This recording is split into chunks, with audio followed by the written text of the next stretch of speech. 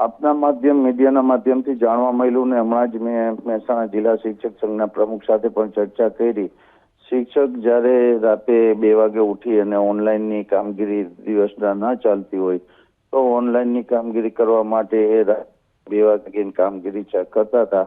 એ દરમિયાન આ બનાવ બન્યો છે એવું જાણવા મળેલ છે.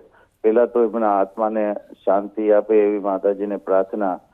જો આ અમે અવારનવાર કહેતા એવા છે કે ભાઈ બીએલઓને જે દબાણ ને પ્રેશર ને જે રીતે છે, ઓનલાઈનની દિવસના કામગીરી ન ચાલતી હોય, નેટ ના ચાલતું હોય તો પણ શિક્ષકોને નોટિસ અને ખુલાસો પૂછે.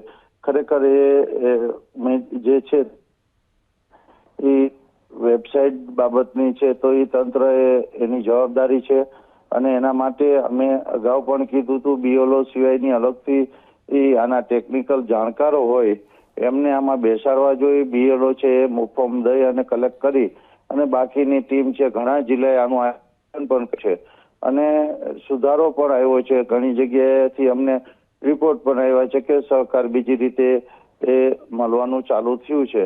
પણ હજી પણ આવી જગ્યાઓ અમારે જાણવા મળેલ છે. આજની જે ઘટના બની છે એ શિક્ષકોની બીએલઓની ખરેખર કાયમી માટે આ શિક્ષણના ભોગે જ્યારે શિક્ષકોને આમાં રોકવામાં આવે છે એ બિલકુલ યોગ્ય નથી.